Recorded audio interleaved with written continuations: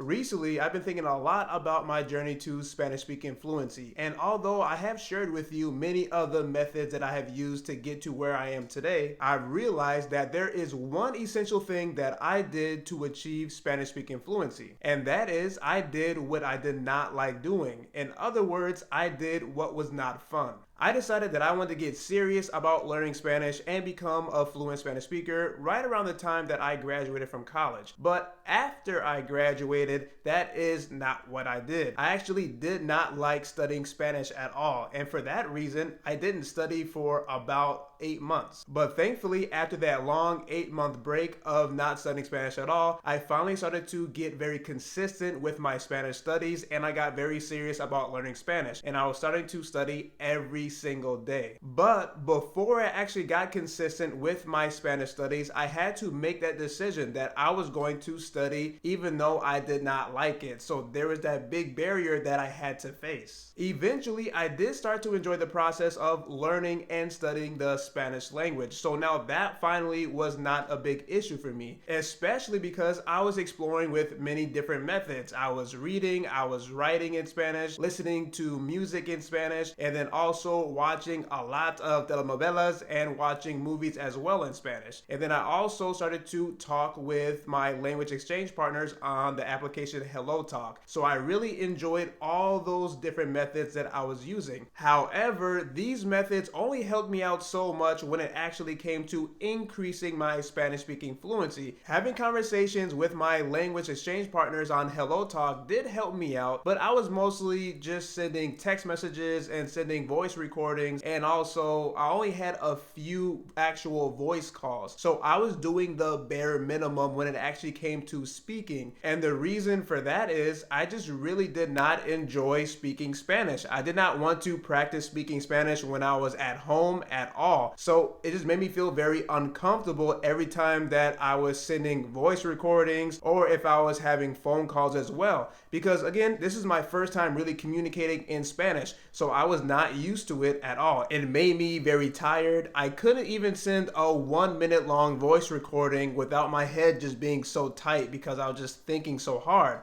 And that was the other problem as well. I struggled a lot with Spanish grammar, so I didn't really know how to express myself. It was very hard for me to create sentences that were very comprehensible, and this also made me very frustrated, especially because I was also receiving corrections from my language exchange partners. I was very appreciative of those corrections, but at the same time in my head, I'm just like, oh, I make so many mistakes. All this grammar, it doesn't really make any sense. So that has made me just very frustrated, and it really prevented me from wanting to practice speaking because I just wasn't going to do it right. It didn't seem like I was making a lot of progress. And that was true that I wasn't making much progress, but specifically for my speaking skills, because I would dedicate hours and hours to just consuming a lot of content, right? So watching a lot of movies and TV shows, listening to music and all that good stuff. So my listening comprehension was increasing, my writing skills were better, my reading skills were better, but I was not dedicating a lot of time to speaking. I actually complained a lot, even after just wanting to, or after having a video of myself speaking Spanish for 5 minutes. 5 minutes of speaking Spanish and I was already complaining.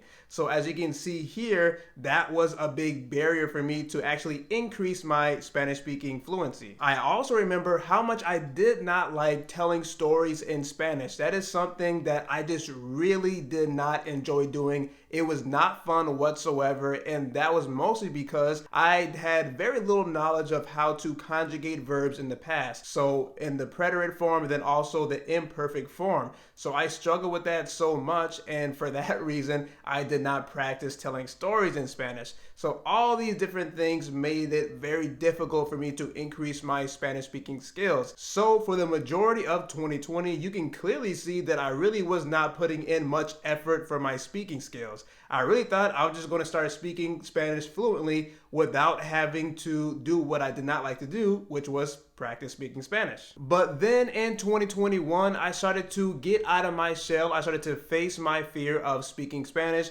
and started to have a lot more conversations with Spanish speakers outside of my home and not just on the internet. And I started to go places where I thought Spanish speakers were as well. So I went to a Spanish speaking church. I went to a lot more Mexican markets and Latino restaurants, and then also volunteering for the Latino community in my city. Then also I went to the Dominican Republic 2 times. However, to have as many conversations in Spanish that I did in 2021, I had to do, again, what I did not like doing, what I did not think was fun, and that was getting out of my comfort zone and having conversations with Spanish speakers. And not just any Spanish speakers, but complete strangers, right? So that was very difficult to do and also a new experience because I was never going out of my way to speak with Spanish speakers before 2021. And I would say not just with Spanish speakers, but even with speakers of my native language, English.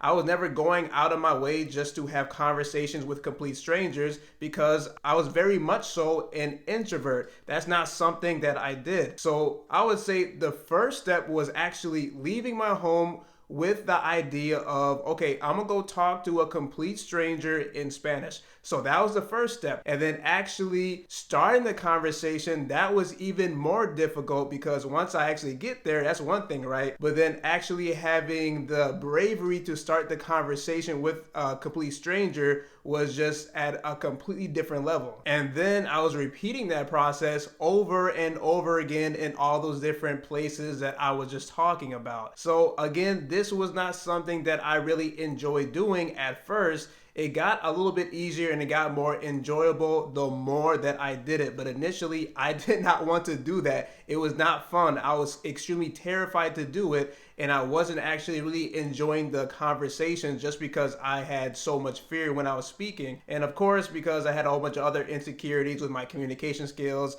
Okay, I don't pronounce this correctly, all these different type of things. All these conversations that I was having were not the same. Some were very short and some were very long. But one thing that I really learned was that there was a lot of vocabulary that I still lacked, that I really needed to have good conversations because I could only talk about certain topics very well and other ones I could not really have a conversation about it because I just did not know what to say. So this was also a big challenge for me in 2021, even though I was having a lot of conversations. To be able to increase my Spanish speaking fluency even more, I had to get uncomfortable and start to learn more vocabulary. And I say uncomfortable because I did not care about learning about fashion and makeup and different hairstyles. But the people that I was talking to, they did care about those things. So I definitely did have to learn about that vocabulary so I could have better conversations. So I really had to push myself to learn all this new vocabulary,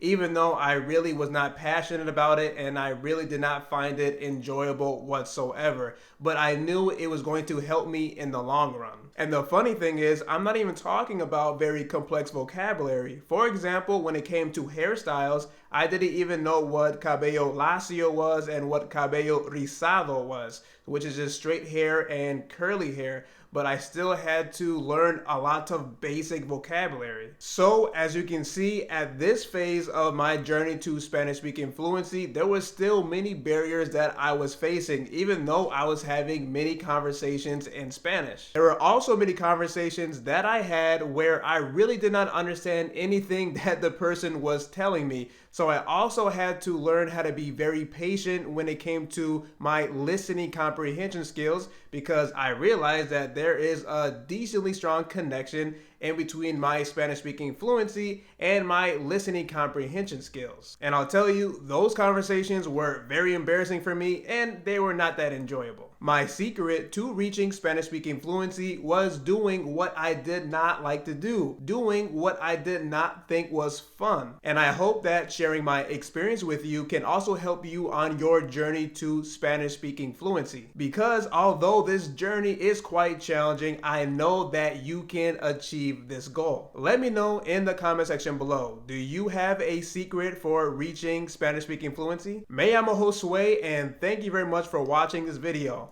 Hasta luego.